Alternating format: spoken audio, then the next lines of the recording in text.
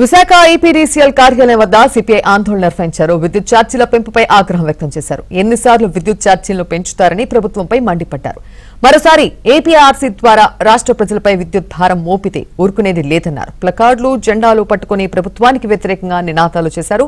CPI నేతలు భారీగా తరలి రావడంతో పోలీసులు మోహరించారు. దీనిపై మరింత సమాచారం మా ప్రతినిధి నాయుడు అందిస్తారు. విద్యుత్ ధరల పెంపుపై వామపక్ష పార్టీలు ఈ రోజు ఆందోళన చేస్తున్నాయి. ఈ రోజు నుంచి కూడా ఏపీఆర్సీ రాష్ట్ర వ్యాప్తంగా ఉన్నటువంటి వాళ్ళతో 4 రోజుల పాటు అభిప్రాయ సేకరణ పెట్టింది. మరోసారి విద్యుత్ భారం పెంచడాన్ని నిరసిస్తూ వామపక్ష పార్టీలంతా కూడా ప్రస్తుతం ఇక్కడ ఆందోళన చేస్తున్నారు. ప్రస్తుతం మనతో పాటు ఉన్నారు. సార్ చెప్పండి, ఈ రోజు నుంచి 4 రోజుల పాటు ప్రజాప్రాయ సేకరణ ఏపీఆర్సీ తీసుకుంటుంది. గతంలో ఆల్రెడీ ఇప్పటికే విద్యుత్ భారంతో ప్రజలు తీవ్ర ఇబ్బందులు పడుతున్నారు. సో ట్రూ అప్ ఛార్జీలు కావచ్చు, నార్మల్ 300 బిల్లు వస్తే 700, 800, 1000 రూపాయలు కట్టిన వాళ్ళు ఉన్నారు. జీరో వచ్చిన వాళ్ళు కూడా 300-400 కట్టిన వాళ్ళు ఉన్నారు. సో ఇప్పుడు మళ్ళీ భారం మోపబోతున్నారు. దీన్ని ఎలా చూస్తారు? జగన్మోహన్ రెడ్డి గారు ఎన్నికల ముందు తన పాదయాత్రలో నన్ను నమ్మండి, నాకు అధికారం ఇవ్వండి, నేను మాట తప్పను, మడమ తిప్పను, ఎటువంటి పరిస్థితిలో కూడా రాష్ట్రంలో ప్రజల మీద విద్యుత్ ఛార్జీల భారం వేయనని చెప్పని మాటిచ్చాడు ఆయన. ప్రజలు నమ్మి ఓటేసి గెలిపించారు. ఈ 4 ఏళ్ల కాలంలో ఆయన మాట తప్పి మడమ తిప్పి ప్రజల మీద విద్యుత్ భారాలు విపరీతంగా మోపాడు. గతంలో ఎన్నడూ లేని విధంగా అదనపు ఛార్జీలు, ట్రూ అప్ ఛార్జీలు, ఇంధన ఛార్జీలు, సర్దుబాటు ఛార్జీలు, కస్టమర్ ఛార్జీలు, ఈ ఛార్జీలే ఛార్జీలు పెద్ద ఎత్తున ఈ ఛార్జీల భారం ప్రజల మీద వేసి ప్రజల మూలుగులు పీల్చి మరీ పరిపాలన చేసే పరిస్థితి విద్యుత్ ఛార్జీల ద్వారా ప్రభుత్వం పూనుకుంది.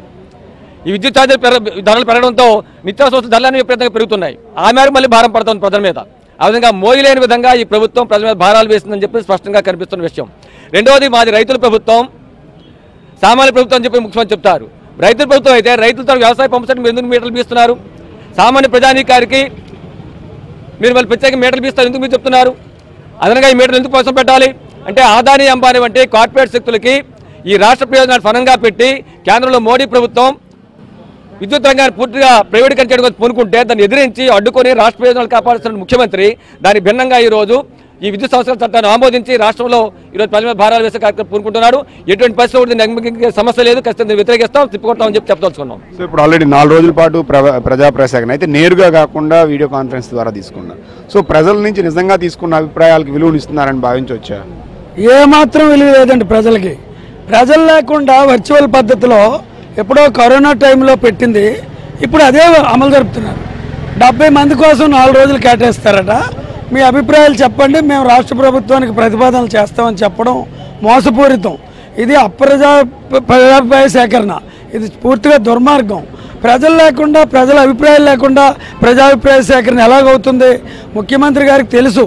గడిచిన 4 ఏళ్ళుగా ఇదే తూతూ మంత్రంగా చేయడం, వామపక్షాలుగా మా అభిప్రాయాలు చెప్పడం, అవి తొంగలో తొక్కి ఫైనల్గా వాళ్ళ నిర్ణయాలు చేయడం.